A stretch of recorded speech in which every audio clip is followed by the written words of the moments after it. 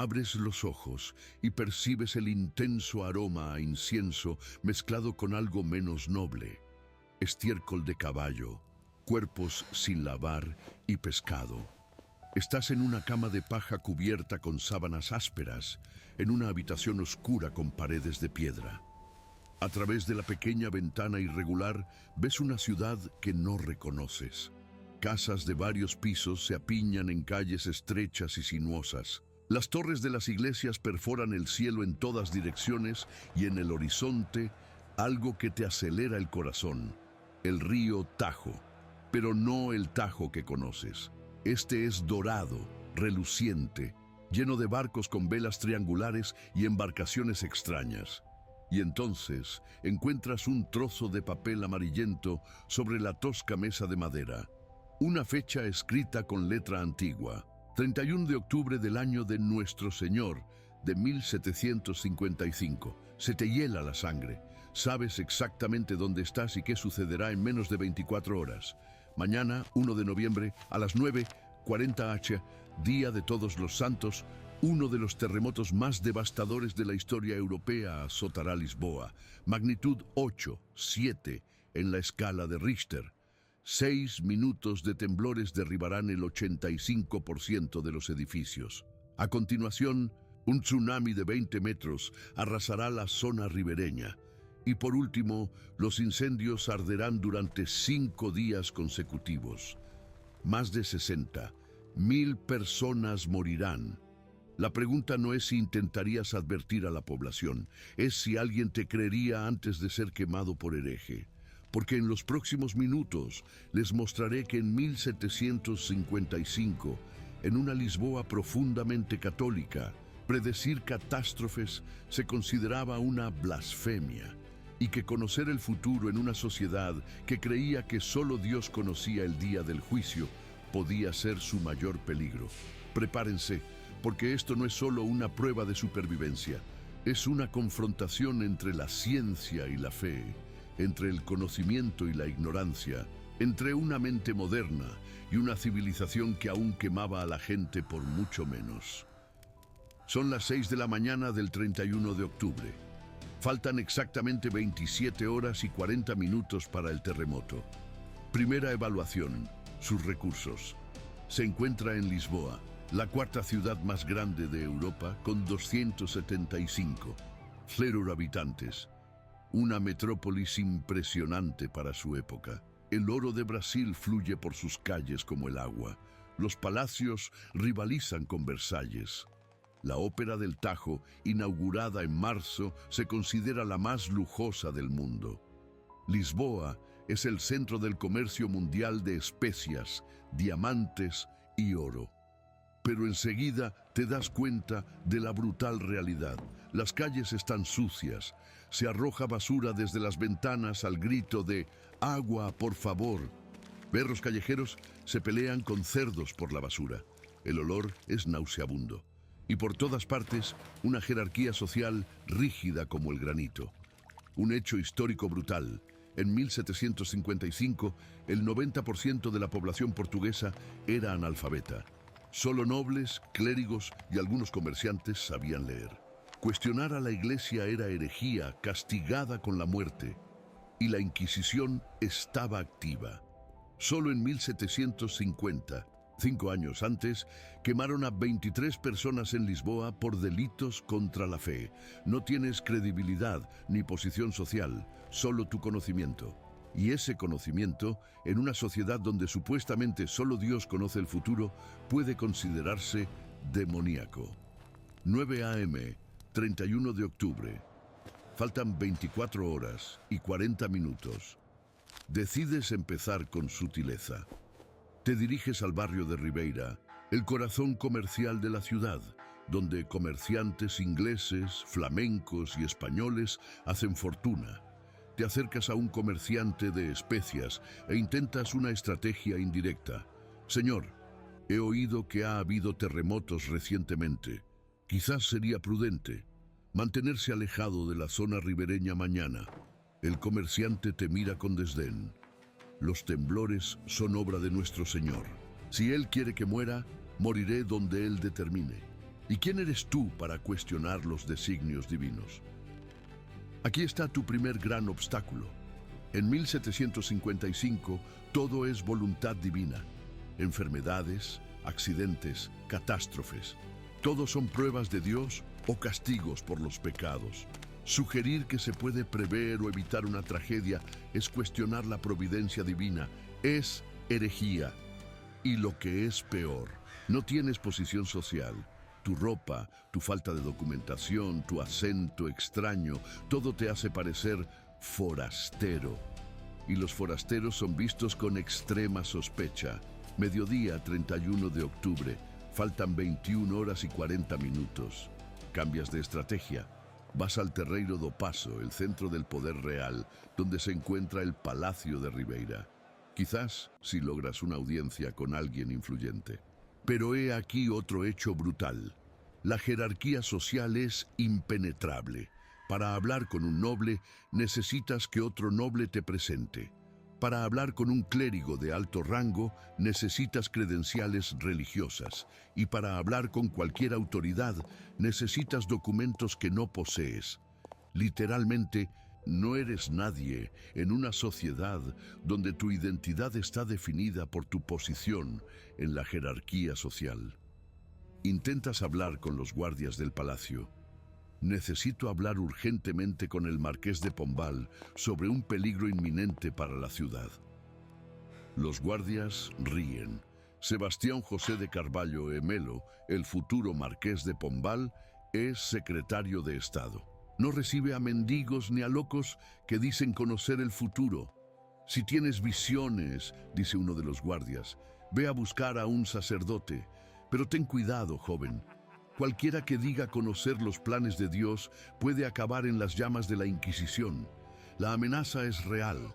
En 1755, la Inquisición aún era poderosa. Cualquier comportamiento considerado herético podía resultar en prisión, tortura y muerte. Y afirmar que se sabe cuándo ocurrirá una catástrofe es precisamente lo que considerarían un pacto con el diablo. 16:00 horas, 31 de octubre. Faltan 17 horas y 40 minutos. Te das cuenta de que convencer a las autoridades es imposible. Así que cambias tu enfoque, salvar a la mayor cantidad de gente posible una a una. Recorres casa por casa el barrio de Baixa, donde la destrucción será más devastadora. Casa por casa suplicas, por favor, mañana es día santo, pero después de la misa no regresen a casa. Vayan a la montaña, aléjense de la ribera, podría pasar algo terrible. Las reacciones varían. Algunos piensan que estás loco y cierran la puerta de golpe. A otros les intriga tu desesperada honestidad. Una panadera llamada María pregunta, ¿cómo lo sabes? Muchacho, ¿eres profeta? Y aquí está el dilema. Si dices ser profeta, podrías ser denunciado ante la Inquisición. Si dices haber tenido sueños, podrías ser considerado poseído por el diablo. Si intentas explicar la ciencia, ni siquiera existen las palabras en portugués del siglo XVIII para conceptos como las placas tectónicas. Eliges una mentira piadosa. Mi abuela era gitana. Me enseñó a leer las señales de la naturaleza. Los pájaros se comportan de forma extraña. Los perros están inquietos. Algo grande se avecina.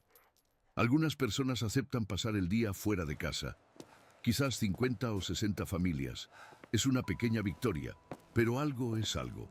20 horas, 31 de octubre. Faltan 13 horas y 40 minutos. Descubres otro obstáculo abrumador. En 1755 no había comunicación masiva. No había periódicos para el pueblo, ni un sistema postal eficiente, ni forma de difundir información rápidamente a 275. Ceros personas. La información viaja a la velocidad de un hombre a caballo o a pie. Para avisar a toda la ciudad se necesitarían semanas, no horas. E incluso si lo lograras, existe el problema de la credibilidad colectiva.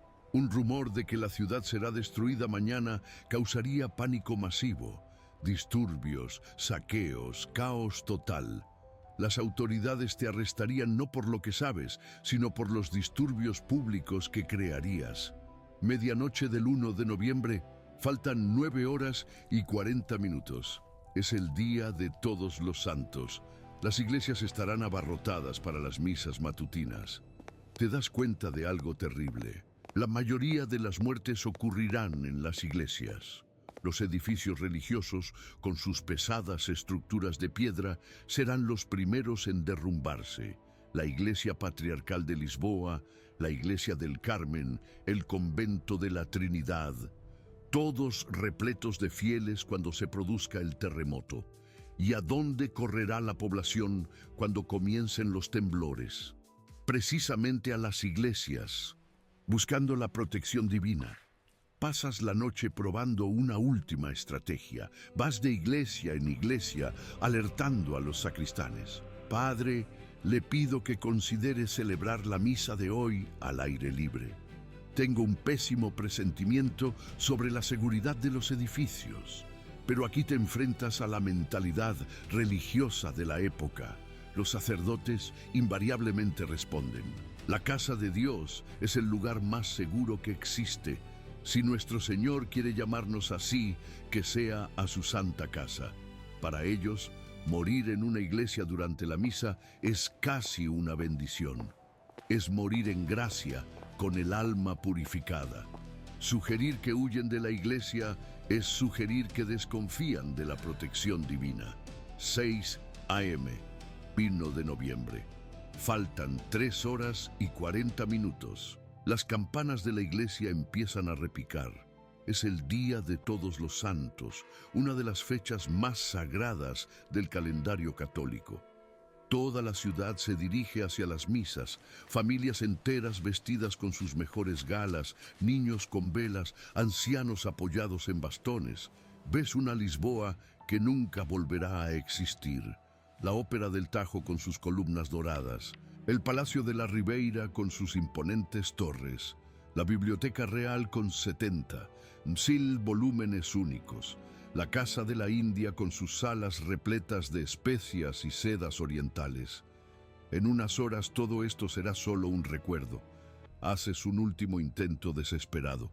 Vas a la Catedral de Lisboa y gritas en la escalinata: «Lisboetas, no entréis hoy en las iglesias, la tierra temblará, las piedras caerán, buscad espacios abiertos». Por un momento algunos se detienen, te miran con curiosidad, pero entonces un sacerdote sale de la iglesia y grita: «Guardias, arresten a este blasfemo, intenta profanar el día santo, corre». En pocos minutos, media ciudad estaría buscando al hereje que intentó impedir que la gente fuera a misa el día de Todos los Santos. 9:30 a.m., 1 de noviembre. Faltan 10 minutos. Estás en lo alto del castillo de San Jorge, contemplando la ciudad. Las calles están llenas de gente caminando hacia las iglesias. Los niños corren, las mujeres charlan. Los hombres saludan a sus conocidos. Una mañana normal en Lisboa. Puede que hayas salvado a 100 personas de las decenas de miles que morirán. Una gota en el océano. Pero cada vida salvada es una victoria contra el destino. 9:40 de la mañana. El momento. Lo sientes antes de oírlo. Un profundo murmullo se eleva desde las entrañas de la tierra. Los pájaros enmudecen. Los caballos se inquietan y entonces la tierra explota. El primer temblor es violento, pero no es nada comparado con el segundo. En segundos se ven edificios de 4 pisos derrumbarse como castillos de naipes. La iglesia patriarcal de Lisboa, llena de fieles, desaparece en una nube de polvo y piedras. El Hospital Real de Todos los Santos, en la Plaza del Rocio, se convierte en un montón de escombros. El ruido es ensordecedor. No solo el estruendo de los edificios derrumbándose, sino también los gritos. Miles de gritos simultáneos se elevan al cielo en una sinfonía de terror. Se ve gente corriendo sin rumbo, cubierta de polvo, algunos sangrando, otros cargando niños. Muchos corren hacia la orilla del río, pensando que estarán a salvo de los edificios que se derrumban. Ellos no saben lo que tú sabes. Lo peor está por venir, 1 hora después del terremoto. 10:40 AM. Oh, tsunami. Desde tu posición estratégica en el castillo, ves algo imposible. El río Tajo desaparece. Literalmente desaparece, dejando tras de sí un lecho fangoso, plagado de naufragios y peces que luchan por sobrevivir. Y luego ves la pared de agua, 20 metros de altura, moviéndose más rápido que un caballo al galope, tragándolo todo a su paso: casas, personas, carruajes, animales. La ola remonta el río Tajo e invade las calles de Baixa con una furia indescriptible. Miles de personas que sobrevivieron al terremoto y corrieron a la orilla del río en busca de refugio son arrastradas por el agua. Se ven pequeños puntos, personas, arrastrados por la corriente como hojas al viento. Y entonces, como si el apocalipsis no hubiera terminado ya, se ven las primeras llamas. Estufas en las casas, velas en las iglesias, chimeneas. Todo lo que estaba encendido cuando se produjo el terremoto ahora alimenta los escombros. Con casas destruidas y calles bloqueadas, los bomberos no pueden llegar a los incendios. En cuestión de horas, Lisboa se convierte en un auténtico infierno. 2 de noviembre, 24 horas después, bajas del castillo y recorres la ciudad devastada. Es una zona de guerra. Humo se eleva por todos lados. Los supervivientes vagan como fantasmas, cubiertos de ceniza, buscando a sus familiares desaparecidos. Ayudas en todo lo que puedes. Tus conocimientos de primeros auxilios salvan vidas. Organizas pequeños grupos de rescate. Aconsejas a la gente que hierva el agua antes de beberla. Improvisas vendajes con telas limpias. Pero lo más impresionante es la respuesta de las autoridades. Sebastián José de Carvalho e Melo, futuro marqués de Pombal, actúa con impresionante eficiencia. En cuestión de horas, organiza las operaciones de socorro, establece comedores comunitarios y ordena el ahorcamiento de los saqueadores para mantener el orden. Cuando te pregunta cómo sabes tanto sobre rescate y emergencias médicas, respondes: aprendí esto de un médico extranjero que pasó por aquí hace años. Es una mentira que acepta. En ese caos necesita toda la ayuda posible. 2 semanas después, el fuego finalmente se ha extinguido. Lisboa está irreconocible. Donde una vez estuvo el Terreiro do Paso, ahora solo quedan escombros. La Ópera del Tajo es un recuerdo.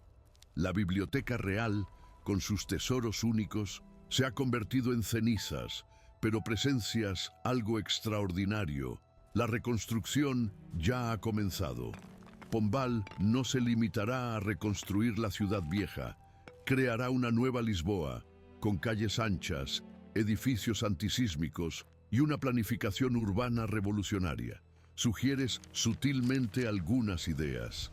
¿Qué pasaría si los nuevos edificios tuvieran estructuras de madera dentro de la mampostería, para mayor flexibilidad?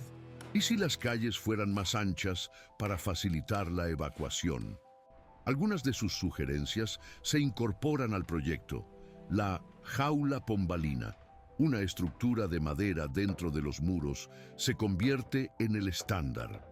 Acaba de contribuir a convertir Nova Lisboa en una de las ciudades más resistentes a los terremotos de Europa. 6 meses después, te convertiste en asesor informal de Pombal en temas de seguridad urbana. Tu experiencia en emergencias es muy valorada. Redactas manuales de emergencia, enseñas técnicas de rescate y organizas sesiones de capacitación, cuantificando su impacto. Las personas a las que alertó directamente, aproximadamente 100 familias, sobrevivieron. Durante el rescate, ayudó a salvar aproximadamente 200 vidas más. Sus contribuciones a la planificación urbana eventualmente salvarán miles de vidas en futuros terremotos, pero cargas con el peso de aquellos a quienes no pudiste salvar. De las 60, Celtor víctimas, quizá hayas evitado 300 muertes. Es significativo, pero sigue siendo una fracción minúscula. Al final, despertar 24 horas antes del gran terremoto de Lisboa nos enseña la lección más amarga sobre el conocimiento y el poder.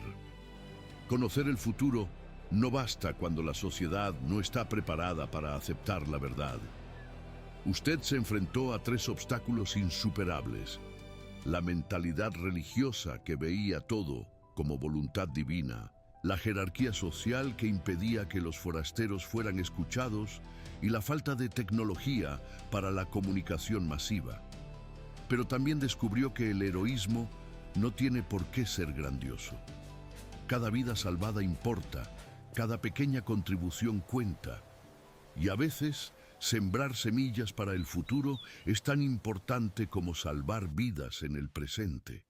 El terremoto de Lisboa no fue impredecible. Los geólogos modernos han identificado señales precursoras que fueron ignoradas: temblores leves en las semanas previas, comportamiento extraño de los animales y cambios en el agua de los pozos. Pero en una sociedad que lo atribuía todo a la voluntad divina, las señales científicas eran invisibles. La tragedia no ocurrió por falta de advertencias de la naturaleza. Ocurrió por falta de una mentalidad científica para interpretarlas. Lo cierto es que los desastres rara vez son obra de Dios. Son consecuencias de fuerzas naturales que podemos comprender y, en muchos casos, predecir. Pero el conocimiento solo se convierte en poder cuando la sociedad está dispuesta a escuchar a la ciencia por encima de la superstición. Lisboa, en 1755, nos enseña que la ignorancia mata con la misma eficacia que la naturaleza, y que a veces la mayor catástrofe no es el terremoto en sí, sino nuestra negativa a creer que puede ocurrir. ¿Tendrías el valor de despertar en Lisboa en 1755, sabiendo que la ciudad sería destruida en 24 horas? ¿Intentarías advertir a toda la población o solo salvarías a quienes te creyeron? Deja un comentario diciéndonos qué harías en esta situación imposible.